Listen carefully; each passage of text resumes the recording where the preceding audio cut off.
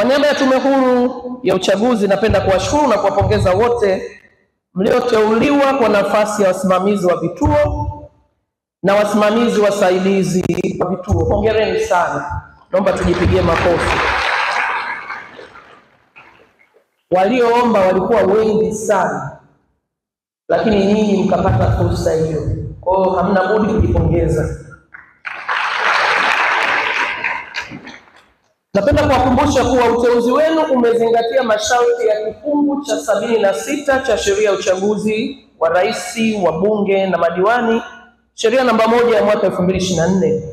Ni vema mkatambua kwamba kwa kuzingatia masharti ya ibara ya 74 ibara ndogo ya 6 ya Katiba ya Jamhuri ya Muungano wa Tanzania ya mwaka 1977, lakini pia Tume Huru ya Taifa ya Uchaguzi ndiyo yenye jukumu la kusimamia na kuratibu uendeshaji wa uchaguzi wa Rais, wa Bunge wa Jamhuri ya Muungano wa Tanzania na madiwani kwa Tanzania bara.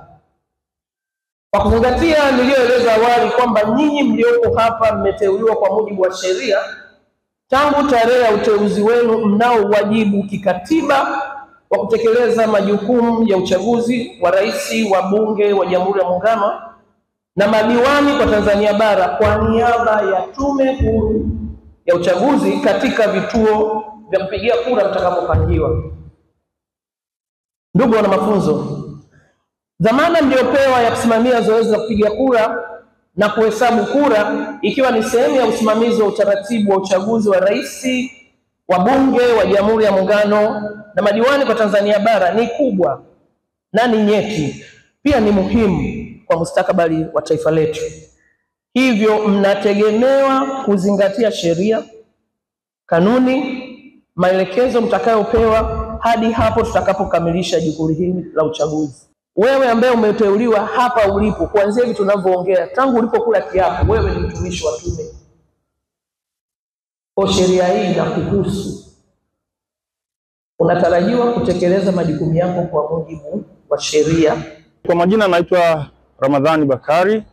Mimi ni mwanasemina wa semina hii ya mafunzo kwa wasimamizi wa vituo na wasimamizi wasaidizi wa vituo kwenye uchaguzi mkuu wa wabunge, rais na madiwani wa mwaka 2025.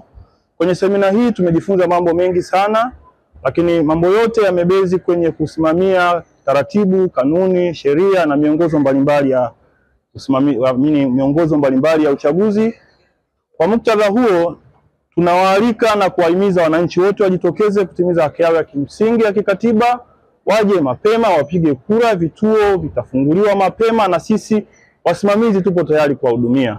Asitokee mwananchi akapata uoga. Uchaguzi huu utakuwa ni wa huru na wa haki, kwa sababu sisi tutakaosimamia tumeapa kwamba tutasimamia kwa haki na kwa kufuata miongozo tuliyoongozwa kwenye semina hii.